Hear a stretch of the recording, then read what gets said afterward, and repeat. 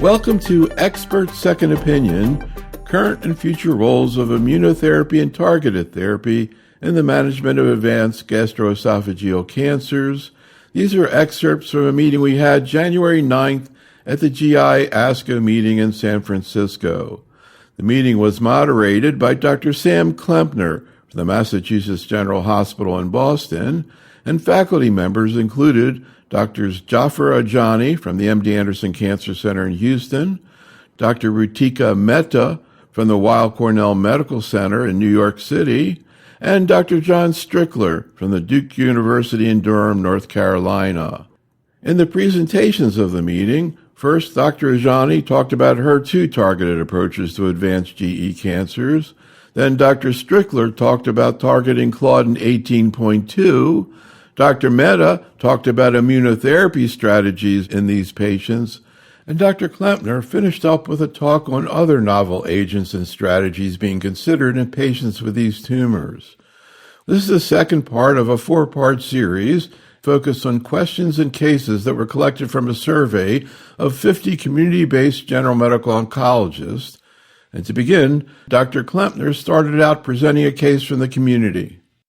Here's three cases. You can read them, and everybody has these on slides, and I'll try to highlight some points throughout these cases. But Rutika, I'll start with you. So 82-year-old guy, Claudin positive, started on Folfox and Zolbi, actually has doing well with the nausea management, but of course started out with a highly emetogenic, multi-agent antiemetic prophylaxis regimen. So what do you do when people are doing well? Do you de-escalate? Do you not rock the boat? If they've not had any nausea in the first two cycles, maybe with third cycle beyond, I will start to de-escalate and see how they're doing. That's kind of been my approach. I'm surprised 82-year-old tolerating well without any side effects. Sometimes age is just a number, as we say. And do you feel comfortable doing that because of what John showed? Yeah, I think the rates of nausea vomiting are significantly lower beyond the second cycle, so I feel comfortable kind of de-escalating beyond that point. And Jaffer, touching on nausea strategies, you can comment on the same question, but also, you have discussed and mentioned before, there is in the label, there is essentially a loading dose with Zolbi. And can you talk about, one, how do you feel about that? And two, would you back off on antiemetics as well? Yeah, so in this particular case, I agree with Rutika that slowly you can reduce the number of antiemetic drugs. And then, of course, you can continue to titrate as the clinical course expands. Now, in terms of loading dose, I stopped giving loading dose because of this. I think it is probably responsible for acute gastritis in patients who have the stomach in place. And so we just start with 600 milligram or 400 milligram, depending on the frequency of zolbituximab, and seem to be doing much better that way. Yeah, I think it's a very good point, and Dr. Shitara is doing a randomized trial of this initial dosing versus just continuing at the more typical, maintenance dose. So we will actually have some data around this, but I think that's a very reasonable approach. I've done the same. John, I'm going to come to you with the sort of middle case here, which maybe talk about, so this is ask the question of someone who had FLOT and had a recent recurrence, which is unfortunate and always a bad scenario, but they're Claudin positive. And so now they're in the first-line setting with low-dose Folfox and zolbituximab, doing well but not responding. Doesn't sound like we know if he's progressing but not responding. Maybe theoretically, can you switch chemo backbones? Do you have concerns with synergistic toxicity with other chemo? And then have you ever continued Zolbi beyond progression and essentially swapped out the chemo as a strategy? Or do you think it's something we need to study? My feeling is that if you did not have a response to first-line zolbituximab, you're not going to have a response to second-line zolbituximab. So while I do agree FOLFIRI is a very reasonable chemotherapy regimen, I would not be thinking to continue it without more evidence out there to support that practice. It's interesting. There was a study looking at trastuzumab past progression in HER2 positive gastroesophageal cancer, and that was a negative trial. So, it's important to know that the biology of gastroesophageal cancer is one of heterogeneity. So if you're not seeing benefit, it may be because that target is just not, kind of homogeneously expressed. There's something biologically going on that I think tells us here that we need to move on to a different strategy, to me. But it's certainly worthy of further study. And in theory, let's say different scenario, patient has horrible neuropathy and is not a candidate for oxaliplatin, but it is a true frontline, newly diagnosed metastatic patient who's claudin positive. What do you do in that scenario? Let's say you've got or actually I'll ask Rutika, you get this question. So someone who's PD-L1, let's say PD-L1 negative, claudin 90%, and has bad baseline neuropathy. How would you approach this patient? You should be doing that next trial. Just like breakwater, right? No, I think that's a data-free zone right now. So until more safety data becomes available, I'll be a little skeptical. Although 62-year-old, I could try a little bit lower dose irinotecan to start with and see how they tolerate. Since they've already had an esophagectomy, maybe the nausea vomiting won't be so bad. And Jaffer, you've had a lot of experience with Zolbi, same scenario. Yeah, so if FLOT failed within few months, like it says, 3-4 months, I would not go to FOLFOX because that's basically using the same chemotherapy. And so we have switched to FOLFIRI-zolbetuximab in such cases, and we're going to publish a paper. And it's very well tolerated. Of course, again, you don't use the loading dose and manage patient very carefully. Yeah, I agree. It's reasonable. I know you've also published on FOLFIRI-Nivo in the similar scenario. That's right. With before claudin was available. John, I'll come to you because you presented the Illustro data. It's encouraging, I think, that it's like directionally similar to the TST-001 combination that we have also seen a little bit of prelim data. But now you've got that patient in front of you in clinic. Zolbi's approved, Pembro-Nivo are approved, patient is a candidate for FOLFOX. Are you going to try to get this Illustro regimen? Yeah, I think we are blessed in the United States that we have sometimes access to things even before we've seen the prospective randomized phase 3 study. And that data is very compelling to me from the Illustro, and I would consider trying to access that combination for the right patient who has all the biomarkers in place. And I would, when I have the peer-to-peer, I would cite that evidence. Rutika, same question. Jaffer, I'll ask you the same question too, because this is something that we're all going to start seeing more of. Yeah, I think young patients, stage 4, claudin and PD-L1 positive, I'll definitely try chemo-Zolbi immunotherapy for those patients. Again, as John mentioned, a peer-to-peer would be necessitated, but we'll do that with the Illustro trial. And Jaffer, same scenario. Yeah, so if we don't have phase 3 data, so in this particular case, with CPS of 5, I would use Nivo or Pembro, Tisley with chemo, because especially with Nivo, we all know we have 5-year survival data, and there is a robust tail of like 15 to 18%. We don't know whether that will happen with claudin, so I would favor immunotherapy, chemotherapy, and when there are more data available, I would definitely like to combine the two. Yeah, me too. I mean, I also recognize that a lot of our patients don't even make it to second-line therapy, so we really need to take our best shot here, and I think that does represent our best and most active combination that we've seen for this scenario. It's always humbling in these phase 3 trials. 40-60% of people get any subsequent therapy. Yeah. It's just a reminder it's a bad cancer, and some rationale to put our best shot early on. Let's move on to another case. So this is a young woman, HER2 negative, PD-L1 negative, claudin positive, is having some real nausea, grade 3 nausea on zolbetuximab. What are your sort of management strategies to deal with this? It happens. I mean, we know that it happens. But at the same time, we also know the drug is active. So what is your sort of go-to moves keep people on. Rutika, you can get first dibs. Yeah, so I think as Jaffer mentioned, eliminating the bolus is one strategy, but when I typically give zolbetuximab in the clinic, I'm kind of loading them with all antiemetics, 5-HT3 blockers. I'm giving them olanzapine. I'm giving them dexamethasone, famotidine. And despite that, if they're having any form of nausea, when the rate change happens, that's typically when I see more nausea happening. I pause the infusion, give them IV fluids, give them metoclopramide, resolves, and then I'm able to resume the infusion, and they're able to complete in most of the cases. Again, a lot of reassurance is required to patients, in my opinion, trying to educate them, and then obviously give them some breakthrough antiemetics when they go home. And Jaffer, what about you? And maybe address the second comment, which is about either splitting up the dosing of Zolbi or splitting up the components of Folfox and Zolbi. Do you do that? Do you do it in particular scenarios? And what else do you do to manage nausea? Yeah. So I think, in this case, I will maximize the antiemetics, or let's assume that it is maximized already.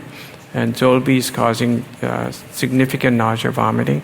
So you could split Zolbi, you give it for half the dose, stop for half an hour, then do the half the dose. Second would be to prolong Zolbi infusion considerably, which is really a problem for everybody, patient and the clinic staff and all that. But the third thing you could do is reduce the dose. Right. Yeah, I find what I do in practice the most common is interrupt the dose. Like you said, go for half the bag or until nausea, stop, give it 40, 60 minutes, and then resume and get it in. It is a long day for patients, particularly in the first infusion, but those strategies are important for management. John, I'm going to come to you with this bottom one, which is sort of a common clinical scenario. We know our patients get PEs periodically. So someone who is Claudin positive, doing well on frontline Folfox and Zolbi, now fully anticoagulated, let's assume that clinically they're well. Do you have any concerns about drug-drug interactions here? No, I would feel comfortable resuming the dose of zolbetuximab after the patient's fully anticoagulated here. Yeah, me too. I think this one is relatively clear. I think we all agree. All right, coming up on last couple cases. So 67-year-old guy, stage 4, GE junction adeno, Claudin positive, PD-L1 negative, HER2 negative, planning to give Folfox and Zolbi. Talk about the nausea, but maybe, John, since you presented the data, I'll also come to you. Do you have any reservations about giving this Folfox, Zolbi, Nivo triplet in a PD-L1 negative patient? Yeah, I would. I think for a CPS 0, I'm less inclined to give immunotherapy or immune checkpoint inhibitor therapy. So this is a classic patient where it would be Folfox plus zolbetuximab in my clinic. In our case, at our institution, once again, it's a learning curve whenever you bring these new molecules into the clinic and into the treatment room, not just for us as doctors, but for our clinic staff. Just to reiterate that point, slow infusion for that first cycle, right? Yep. The bad news is also the good news. The bad news is that the nausea and vomiting can be extreme in some cases, not always. But it's usually just in that first cycle, and it really tails off after that first cycle. So if you can get them through that first cycle, it's probably going to be okay. So we throw everything we've got to slow that infusion. We can even drop the loading dose, go to a lower dose, holding everything. You throw everything you've got with your high anti-emetogenic regimens.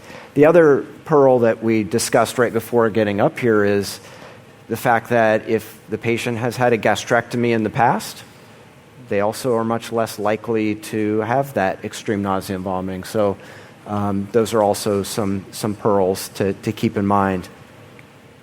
Yeah, I agree. I think this next question asks about, mentions something that I think we all have seen in practical point, which is someone's writing in and says they've had 3 patients treating with zolbetuximab, has found lorazepam to be helpful with nausea, and have we've seen this. Yes, I think all of us have seen this. And, the nausea and vomiting with Zolbi is not the typical centrally mediated nausea. This is presumably an effect locally in the stomach lining.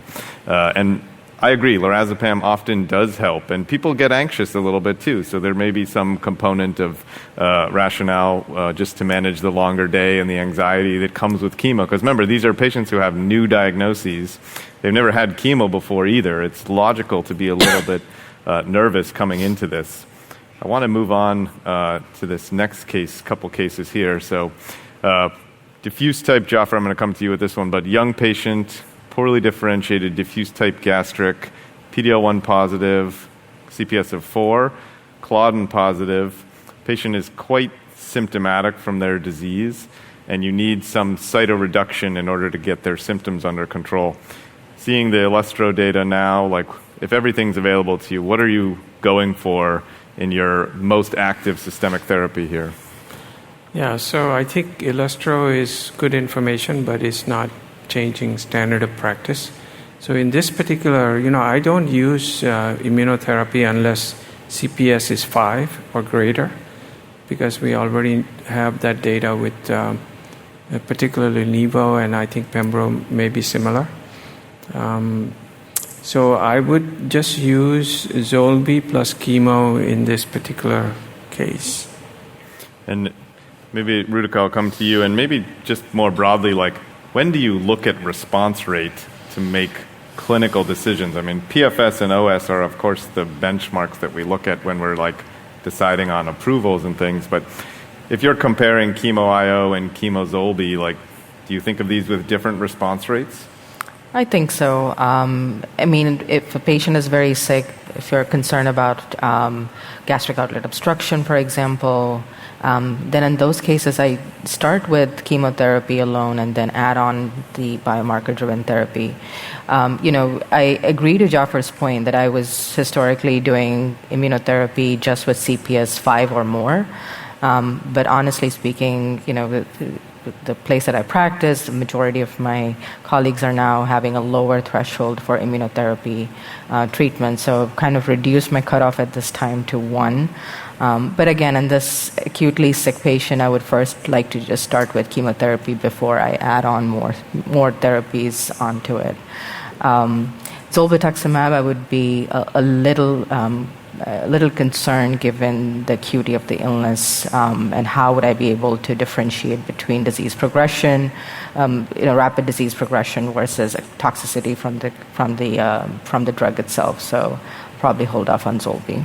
Yeah, I would make the point at least that the objective response rate in CPS less than 5 FOLFOX Nivo is not significantly different than the response rate for FOLFOX Zolbi either. You only get into that 55-60 when you get CPS 5s, 10s, at least from the 649 data.